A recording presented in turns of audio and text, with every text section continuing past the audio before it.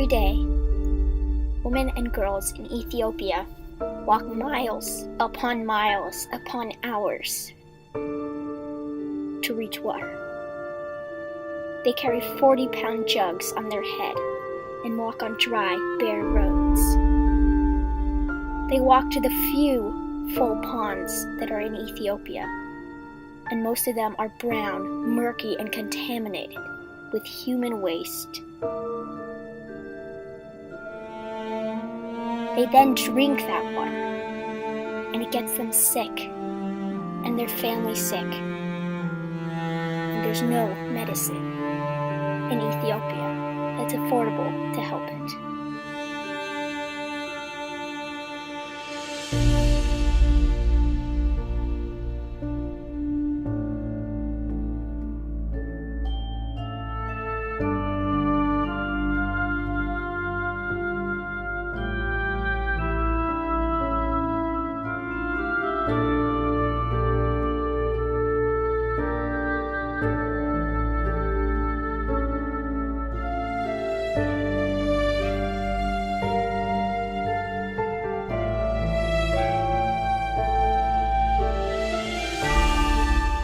Only 11% of the Ethiopian population has access to basic sanitation services.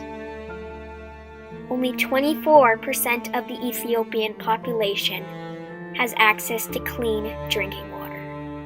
When people in Ethiopia use the bathroom and then rain comes, it washes all the waste into ponds and rivers, which people drink out of. The contaminated water that women and girls collect serves as a breeding place for mosquitoes who can spread malaria. In Ethiopia, there's not enough water for people to bathe regularly, so people get scabies and eye infections, and kids can die from those. When a child gets diarrhea, the most important thing is to get them fluids. But there are no clean fluids in Ethiopia, only fluids that would make them more sick. In Ethiopia, they have no affordable health care, so people get sick and die of diseases that could have been cured.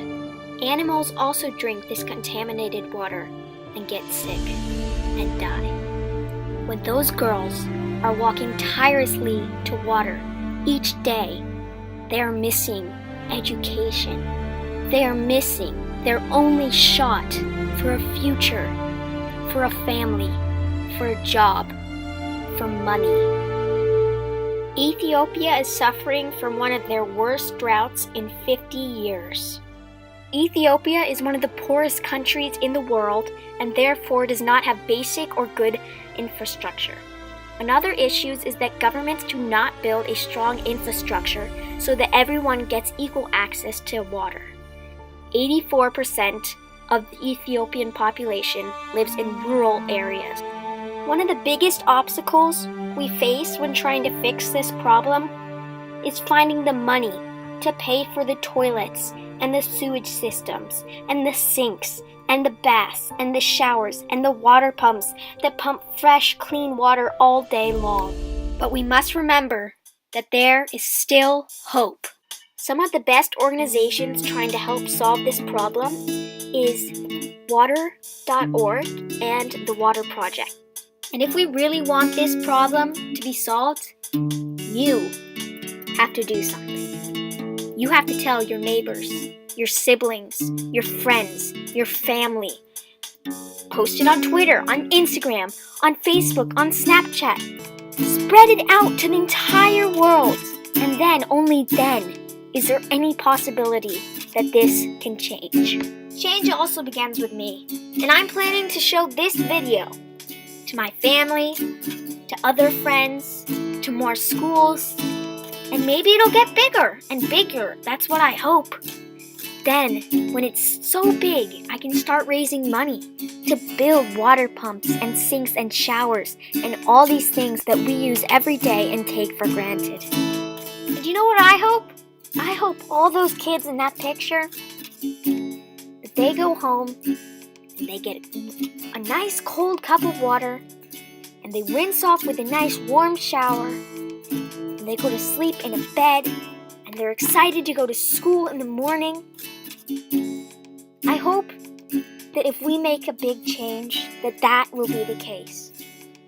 I hope that someday that will happen. It might not be soon, but I hope that at some point it will.